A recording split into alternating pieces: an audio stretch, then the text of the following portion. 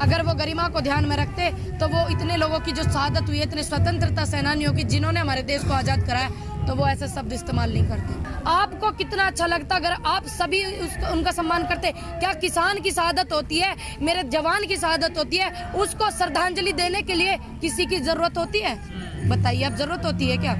चलिए मानते हैं ले ली भैया, वहाँ का नियम होगा लेनी पड़े, या यूं भी नियम होगा कि किसानन की शहादत पे लेनी पड़े और बाकी अनुमति वो जो श्रद्धांजलि अर्पित करी थी अभी उन्होंने ले ली होगी। लेकिन यूं कहाँ का नियम है? जब देश का जवान और देश का किसान शहीद होता है तो इसकी अनुमति नहीं ली, उन्होंने अपनी मर्जी से ऐसा कर दिया, तो आप बीच में वहाँ शोर करो, ये कहाँ का नियम है? ये भी तो बताइए। मेरा माननीय मोदी जी से एक अनुरोध है, देखिए उन्होंने आंदोलन जीवी कहा, मेरा अनुरोध है जितने भी लाखों करोड़ों लोगों की शहादत हमारे देश को आज़ाद कराने में, आज़ादी में उन्होंने अपनी शहादतें दी हैं, वो सभी आंदोलन जीवी थे।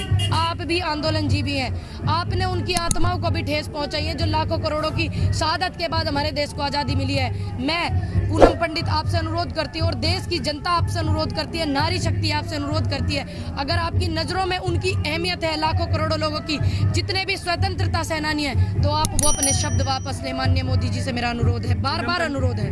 ये कौन सी किताब में लिखा है कि मतलब अगर कोई संगठन का व्यक्ति चला गया तो उसके जो कार्यकर्ता उस संगठन को छोड़ के यहाँ पे सहयोग करें और वो नहीं कर सकते? कहाँ लिखा? कहीं ये जन आंदोलन है? बिल्कुल नहीं लगा। देखो, घर खेती करना करेंगे तो हम खावेंगे क्या? वे यहाँ के भिजवावेंगे? ये भी तो बात है। आ रहे हैं, जा रहे हैं, और ये आंदोलन मेरे को नहीं, सबको पता है कि नहीं है, कमजोर नहीं हो रहा, ना थके हुए हैं, आपको पता भी है, जनता भी जागरूक हो रही है, देश का अन्नदाता भी जागरूक हो रहा है। जन आंदोलन तभी तो ये हुआ है। क्यों नहीं होंगे? बस ये भी तो बताओ देश की जनता को। ये कह रहे हैं कि ये वापिस नहीं होंगे, हमने इन्हें कमी बताई, सोशल मीडिया पे हर व्यक्ति कमी बता रहा है, और जितने भी मेरे संगठन यहाँ आएंगे उनके व्यक्ति भी जा रहे हैं, नेता भी जा रहे हैं, बहुत सारे लोग जा रहे हैं, मेरे जैसा युवा भी बता रहा है। मैं बहुत सारी डिबेट में बैठी हूँ, मैं आपको बताऊँ, उन्होंने मेरे से पूछा है कमी, कि आप कमी बताओ, मैंने कमी बताई है, आप मेरी डिबेट भी चेक कर लेना, मैंने कमी बताई है। आज और बता दो, सुन लीजिए आप, मैं आपको फिर दोबारा बता दूंगी और बताइए, लेकिन मेरी बात पूरी होने दीजिए। कमी भी बता के जाऊंगी जब आप पूछ रहे हैं, तो मैंने कमी भी बता दी, लेकिन उस कमी के मैंने उनसे फायदे पूछे हैं, उन्होंने मुझे फायदे नहीं बताए आज तक। और जब मैंने उनको कमी बताई है, एक भी आप मेरी डिबेट उठा के देख लेना, अगर किसी और को उन्होंने बता दी हो या सवाल जवाब उन्होंने दे दी, तो मुझे नहीं पता। जिस डिबेट में मैं बैठी हूँ बीजेपी प्रवक्ताओं के साथ में, कमी बताने के बाद वो सवाल से दूसरी तरफ आ जाते हैं, कांग्रेस, प्रियंका गांधी, सोनिया गांधी, राहुल गांधी, पाकिस्तान, यहाँ वो आ जाते हैं। उस सवाल के पूछने के बाद मैंने भी कमी उन्हें बता दी। जैसे माननीय मोदी जी क्या लग रहे वहाँ पे कि ये कानून वापस नहीं होंगे, कारण भी तो बतावें, देश की जनता जानना चाह रही। देखिए, बाल विवाह की जो है डिमांड लोगों ने करी, ये बात गलत भी है, आपको पता है ना। मैंने भी बोला एक बार कि मैंने कहा भाई छोटी छोटी उम्र में समझदारी से सारे काम होने चाहिए, जब बच्चा मैच्योर हो जाए तब वो वाक़ ब्याह होना चाहिए। और भी बोला, ये नहीं कहिए कि आप नहीं डिमांड करी। दूसरी बात, आपने कौन सा दूसरा सवाल क्या था? दहेज प्रथा। दहेज प्रथा, दहेज प्रथा तो दुनिया कहती है कि दहेज प्रथा बंद करो, सब कहते हैं दहेज प्रथा का भी, और सती प्रथा का भी सबने विरोध करा। ये मत कहिए कि नहीं करा फिर भी सरकार लाई। देखिए, प्रधानमंत्री ज्यादा सच बोलते हैं नौकरी मिलेंगी, महंगाई कम होगी, है ना, और नारी वो बेटी बचाओ बेटी पढ़ाओ, बहुत बात है, वो ज्यादा सच बोलते हैं। रैलियों में तो मान लेते हैं लोग, बोल देते हैं, लेकिन संसद में भी झूठ बोल लेते हैं। आप एक बात बताइए, संसद में वो बैठे, सदन में वो बैठे, माननीय मोदी जी, होता है, हाँ जी, रिकॉर्ड होता है, जो वहाँ पे वो बैठ गए, ठीक, क्या उन्होंने एक पल के लिए भी जो उनकी पार्टी के लोग हैं, देखिए विपक्ष के आप पीछे खूब पढ़ो ना दो कि मैं किसी पार्टी से नहीं हूँ, मैं आपको बताऊं, मैंने एक देखा था राहुल गांधी, वो बात कर रहे थे, राहुल गांधी जी वहाँ पे बोल रहे थे, तो उन्होंने हमारे अन्नदाता के लिए 2 पल का मौन रखा, ठीक, बेशक चाहे वो विपक्ष में है, लेकिन उनकी पार्टी के लोग हाय हुल्ला कर रहे हैं, शोर कर रहे हैं, ये कहाँ का नियम है? ये सभ्यता है उनकी पार्टी के लोगों की? मोदी जी शायद भूल गए कि वो भी एक आंदोलन जीवी है, वो भी शायद भूल गए हैं कि वो भी आंदोलन जीवी आंदोलन करते थे, और इनकी पार्टी के जो लोग उस बात को दोहरा रहे हैं, हमारे मोदी जी ने ठीक कहा, हमारे मोदी जी ने,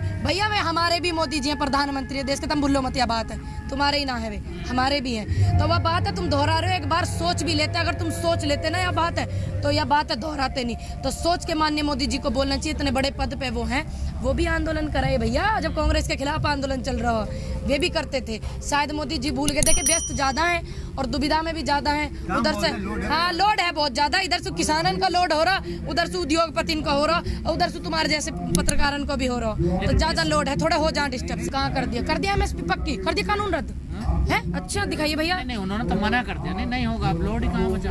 देखिए वो कौन है मना करने वाले, हमारे लिए वे कानून लेकर आए, खेती हम करेंगे, ये करेंगे, ये करेंगे, वे करेंगे। देखो वे बैठे हुए हैं, ठीक है, ये करेंगे, इनके फादर साहब करेंगे, इनके फादर साहब करेंगे, मोदी जी थोड़ी करेंगे। बनाने का अधिकार तो आपने उन्हीं को दिया भैया। हमने पॉलिसी बनाने का ऐसी का अधिकार दिया जो हमें चाहिए। हमें नौकरी चाहिए ही, ठीक, बेरोजगारी, हमें नारी शक्ति चाहिए थी, नारी का सम्मान करो। ऐसे ऐसे नहीं जैसे इनके प्रवक्ता नारी का अपमान कर रहे हैं, इनकी फितरत होगी अपमान करने को नारी को। लेकिन ये इस बात को भूल जाए कि नारी का जब अपमान हुआ ना, उस व्यक्ति का हमेशा से विरोधी हुआ, चाहे वो पार्टी हो चाहे कोई भी व्यक्ति हो, ठीक। हमने तो इनसे नू कही कि देश की शिक्षा भी सुधार है। अब आप बताओ, इतनी महंगाई, इतना दिक्कत हो रही है, इतनी परेशानी हो रही है देश में, जब आप 20-20 हजार करोड़ के आप प्लेन ला रहे हो, नया संसद बनवाने को पैसे दे रहे हो, ठीक, तो ऐसे हमारे देश की अर्थव्यवस्था खराब हो गई। चलिए आएगी, बहुत बड़ा अभी थोड़ी आई है, वो आ गई पॉलिसी आ गई। कहावा में क्या, कहावा में अभी वहाँ का प्रमाण थोड़ी आया, ठीक।